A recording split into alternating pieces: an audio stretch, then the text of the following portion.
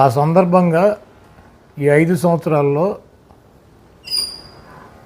చంద్రబాబు నాయుడు చేయలేకపోయినది జగన్మోహన్ రెడ్డి గారు చేసింది.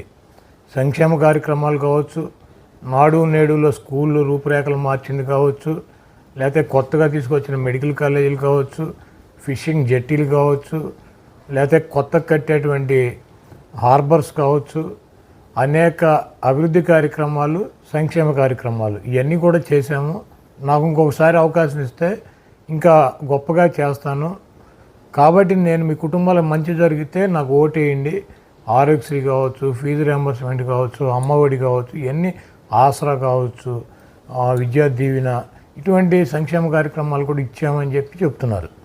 దానికి ఈ పనికి మాలినటువంటి చంద్రబాబు నాయుడిని అడుగుతున్నాడు, 14 సంవత్సరాల నుంచి ముఖ్యమంత్రిగా చేశావు, నువ్వంటూ ఈ రాష్ట్ర ప్రజలకి చేసినటువంటి ఒక పథకం పేరు కానీ, ఈ రాష్ట్రంలో నువ్వు చేసినటువంటి ల్యాండ్ మార్క్ డెవలప్మెంట్ గురించి కానీ నువ్వు ఏం చేసావో చెప్పమంటే, ఈ చవట, ఈ దద్దమ్మ, ఈ చంద్రబాబు నాయుడు దానికి సమాధానం చెప్పకుండా మన ఇద్దరం కూర్చొని మాట్లాడుకుందాం, నువ్వేం చేసావో నేనేం చేసుకుందాం, బహిరంగ చర్చకు సిద్ధమా అంటాడు.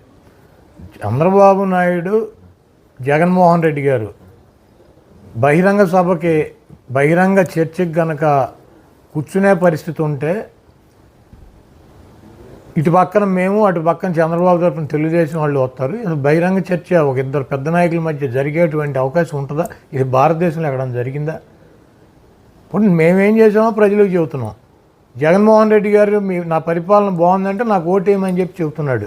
నువ్వు కూడా దమ్ము ఉంటే, నువ్వు మగాడివి అయితే, నువ్వు 14 ఏళ్ళ నువ్వేమైనా చేసి ఉంటే, నేను ఈ రకంగా ఈ కార్యక్రమాలు చేశాను, ఈ నా ల్యాండ్ మార్కులు, నాకు ఓటేయండి, నాకు ఎందుకు ఓటేయరని చెప్పి ప్రజలను అడుగు. నువ్వు ప్రజలు కదా న్యాయ నిర్ణేతలు, మీ ఇద్దరు మాట్లాడుకుని ఎవరు సీఎంగా ఉండాలి మీ ఇద్దరు డిసైడ్ చేసుకునేది కాదు కదా ఇది అని. ఒక ఎక్స్ అంటే మాజీ, ఈయన కోసమే ఆ ట్విట్టర్ పేరు కూడా మార్చినట్టున్నారు ఎక్స్ అని.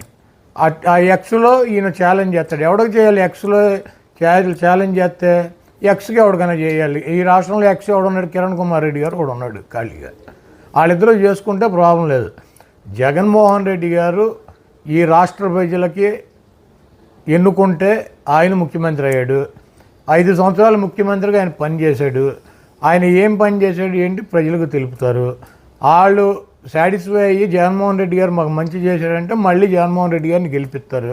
మధ్యలో ఈడేవాడు పొగోడి వీడితో చర్చ ఏంటి? వీడితో కూర్చుని అసెంబ్లీలో చర్చకి మాట్లాడవచ్చు కదా, అసెంబ్లీలో జరుగుతాయి చర్చలు, మాట్లాడవచ్చు కదా. అక్కడి నుంచి ఎందుకు పారిపోయాడు ఈ సౌట?